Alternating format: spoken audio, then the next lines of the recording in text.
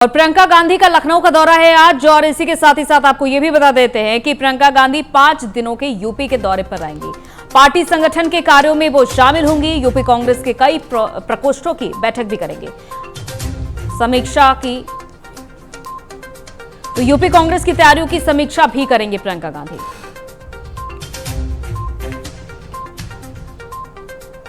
कई प्रकोष्ठों की बैठक करेंगे प्रियंका गांधी, और जितनी भी तैयारियां चल रही हैं इन कार्यकर्ताओं की ओर से और जनप्रतिनिधियों की ओर से, उसको जानेंगी। प्रकोष्ठों के साथ आज बैठक करेंगी।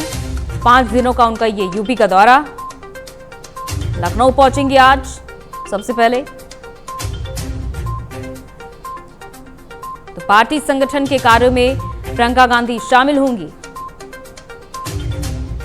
यूपी कांग्रेस के कई प्रकोष्ठों के साथ वो बैठक करने वाले हैं।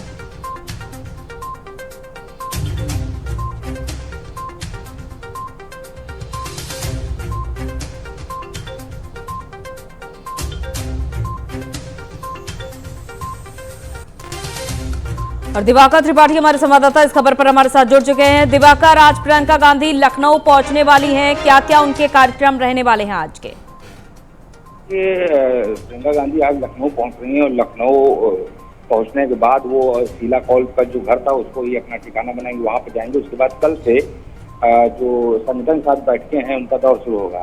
संगठन के साथ बैठकों में ये तय किया जाना है कि आने वाले जो समय है उसमें जो 7 अक्टूबर से यात्रा, जो प्रतिज्ञा यात्रा कांग्रेस की निकलनी है, वो प्रतिज्ञा यात्रा कहाँ से निकाली जाएगी, कितने चरणों में निकले जाएगी और किन किन जिलों में जाएगी, इसको लेकर फैसला तैयार किया जाएगा।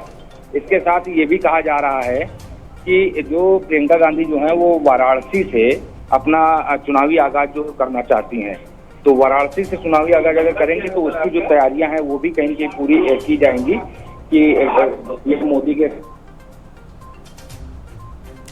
बिल्कुल दिवाकर, और देखा जा रहा है कि 2022 के चुनाव होने वाले हैं, लेकिन कांग्रेस को अभी तक कई बड़े झटके मिल चुके हैं, और ऐसे में प्रियंका गांधी की जो कोशिश है कि पार्टी की जो चुनावी तैयारियां हैं उनको आगे बढ़ाया जाए, कितना सफल हो पाएंगी इसमें प्रियंका गांधी, क्या लग रहा है आपको?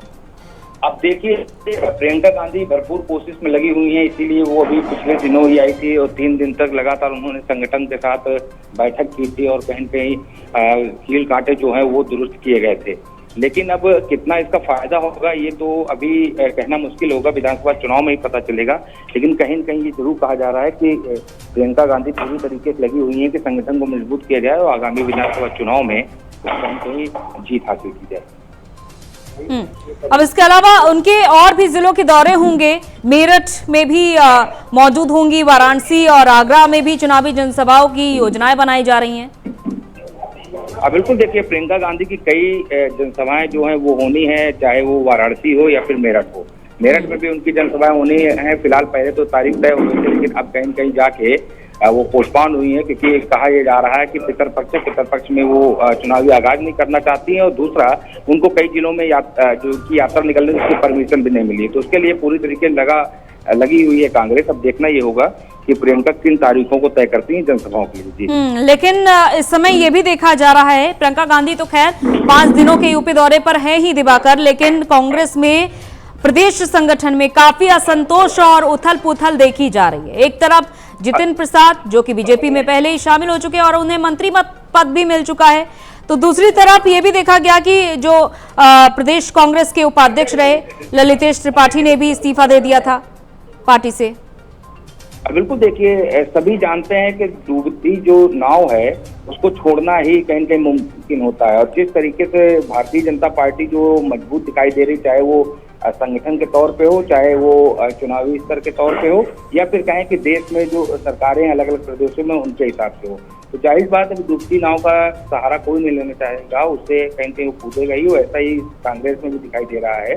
जो बड़े बड़े चेहरे हैं कांग्रेस के, वो कांग्रेस को छोड़कर भारतीय जनता पार्टी में जाते हुए दिखाई दे रहे हैं। इसके लिए चाहे आप माधवराव सिंधिया की बात कर ले, जितिन प्रसाद की बात कर ले, या और भी दूसरे लोग हैं, या फिर ललितेश त्रिपाठी की उत्तर प्रदेश में बात कर ले, सभी लोग कांग्रेस को छोड़ के भाजपा में आ गए और कहीं कहीं भाजपा भी उनको अपना रही है और उनको मंत्री पद से नवाज रही है। जितिन प्रसाद को कल ही मंत्री पद से नवाजा गया, वो भी कैबिनेट मंत्री बनाया गया। तो जाहिर सी बात है कि कांग्रेस में उथल पुथल मची हुई है और कहीं कहीं लोग जो हैं वो कांग्रेस को छोड़ के दूसरे दलों में जा रहे हैं। ऐसे में प्रियंका के सामने बड़ी चुनौती होगी कि इनके बड़े चेहरे दूसरे दलों में जा रहे हैं, तो किस तरीके से वो संगठन मजबूत करती, किस तरीके से चुनाव में वो उतरती हैं और कैसे चुनाव को जीतने की कोशिश वो करेंगी, ये देखना होगा। जी चलिए, बहुत बहुत शुक्रिया दिवाकर जी तमाम जानकारी के लिए।